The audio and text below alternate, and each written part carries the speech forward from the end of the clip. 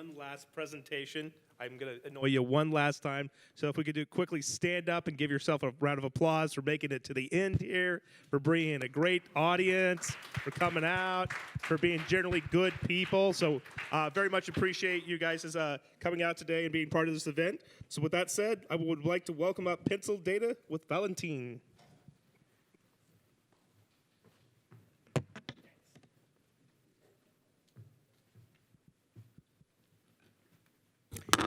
Yeah, I'm the guy between you and drinks, so I'll make this as brief as possible. If we could backtrack a couple of slides, I'll just introduce myself. We're about 3 slides in right now. I have the clicker, so let's see if I can do this. It is not backing up. Well, maybe I'll introduce myself without my first couple of slides. I'm Val Bercovici. I'm one of the co-founders of Pencil Data. We have a new layer of cybersecurity called chains of custody, and we call that a post-encryption technology. And I will explain why. Hopefully we can anyone up there in a control booth back up? Because it'll really help explaining why we need this new layer of technology. This, since you're staring at it, is our business model. And our business model fundamentally is addressing an epidemic in the cybersecurity space right now. And that's around not just traditional inside jobs, it's what I like to call virtual inside jobs. And that's effectively the fact that every cyber attack that comes in today actually is able to obtain what's called administrative credentials and masquerade as the most powerful person on your internal computer network and be able to tamper with logs, tamper with configurations and whitelists, and do really whatever they want with impunity. We apply various blockchain technologies. We're agnostic. We don't use a particular one. And we implement a razor and blades business model, which effectively produces a tight chain of custody attesting to the integrity of everything in your network, particularly things like logs and whitelists and configurations, and charges customers for ongoing verification of that. So that even in the case of an inside job by a privileged person, such as an administrator, being impersonated through a cyber attack, you're able to detect that activity. And if this does work, actually, we see that it addresses a major problem in the industry today. And that's the fact that if you focus on a 39% number, 39% of cyber attacks, a startling figure, go undetected. These are independent surveys. And that has dramatic impacts in terms of actual impact, up to an $8.2 million impact to the average American business.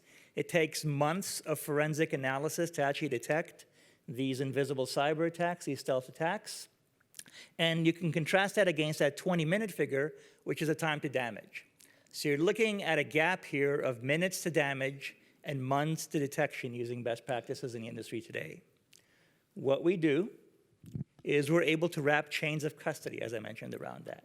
And so we're able to eliminate all the blind spots that security professionals, cybersecurity professionals have today with regards to all of those indicators they look for being tampered with. We integrate with security analytics solutions such as Splunk, Elasticsearch, common administrative tools such as PowerShell, and we also are able to integrate with other solutions using API extensibility as well going forward. The impact we have based on our traction to date, which is with the top 3 enterprise tech companies in their categories in the Bay Area. One's in networking, one's in creative cloud, the other one is in semiconductors.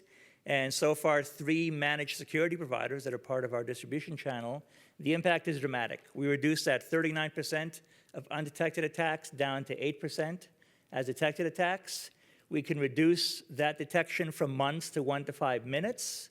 And we enable organizations to contain damage versus respond to it months later. Up to 75% of organizations can contain that damage in real time. We believe this is going to be ultimately a very, very large market because it's not just about detecting cyber threats.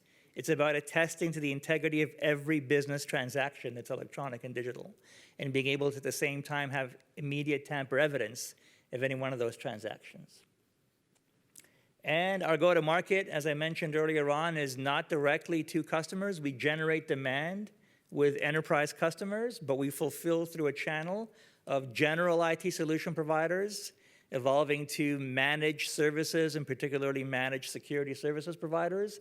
And ultimately, we will have some direct sales forces as our business plan executes over time. We are raising a $3 million round right now, and the bulk of that is going to be towards building out that distribution channel, creating that end customer demand within the enterprises, and being able to also take our technology into the open source world by building an actual community of developers around our core platform, so that it's not Pencil Data that has to develop all the integrations with the various SaaS and ISV solutions that enterprises use, but it's the open source community that develops those integrations themselves. And the core product, by the way, is Chainkit. Excellent. Thank you. My pleasure. Questions? Yeah, as you know, a lot of the attacks are due to an employee or at home, somebody downloading an application or responding to an attachment. How do you see your solution addressing that? So that is we have direct value in that scenario, in that what you're describing is the exploitation of a vulnerability. Right. So it's clicking on a phishing email, it's downloading a malicious attachment, somehow executing it, unfortunately. That is the first phase of an attack chain. The very next phase of the attack chain is, as I mentioned, being able to obtain privileged access. It's called privilege escalation. It's a very, very common tactic in the attack chain. And what you do when you have godlike powers over a network or a server or an application is you actually do the intelligent thing. You disable other security solutions so that you can operate with impunity invisibly. Think Ocean's 11, tapping into the camera feed so they could just rob the vault, at their will. We detect that. So we apply blockchain there, where the action of disabling a security tool, the action of tampering with a log or a whitelist, is actually tracked by us when we're integrated with the cybersecurity analytics solutions, as an example.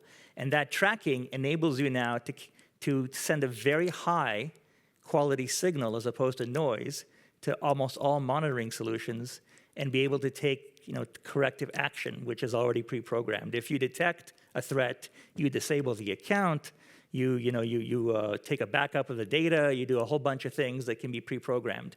But detecting the invisible threat, detecting the stealth attack, is a nexus of the problem, and that's what we address. It sounds very similar to SIEM solutions, et cetera. So what's the differentiation there? And one of the problems with SIEM solutions is, you're detecting all that stuff, but then you've got alert overload. So both those questions. So very observant. So SIEM solutions, for those that don't know the acronym, is Security Incident and Event Monitoring. It is a core part of the security analytics process in security operation centers. We integrate directly with all of them. So we don't compete against them. We actually work directly with all the ones we support today, which, as I mentioned, would be Splunk, would be the Elasticsearch Kibana version, would be Microsoft Sentinel, Google's Chronicle. Those SIEM solutions today can't see these invisible threats because the attackers tamper with the logs that they use for analysis. The attackers make themselves invisible in the very things the SIEM solutions look for to identify the attacks. We catch that tampering. So that's the 39%. We're able to see those things that SIEM solutions today don't, and effectively augment what they do. And alert overload? We believe we address that directly, because when a piece of software is tampering with a log, that is a highly unusual activity. So it's either a very rare one-off configuration change that someone didn't report to a centralized security solution, or more often than not, it's an 80–90% indicator of an actual advanced stealth cyber attack going on that contributes to that 39%. So as I mentioned earlier on, we effectively deliver a much higher quality signal, than the typical noise that these SIEM solutions generate.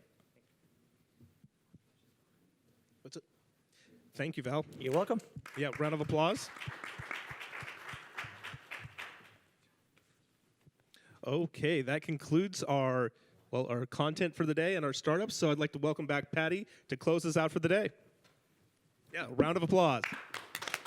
Thank you, guys. Thank you, judges. I think we had 14, Brett, on the Launchpad, and maybe 2 with the Rajesh's event. A lot of startup also the keynotes in the morning. So a lot of content packed. So for those who are still here, thank you for hanging out. I don't want to be in between drinks and anyone. So we have some food outside. We have wine and beer. Some are local. We try to promote East Bay wine. So we have some East Bay, Livermore County wine. So please, and thanks all for coming. It's a wrap.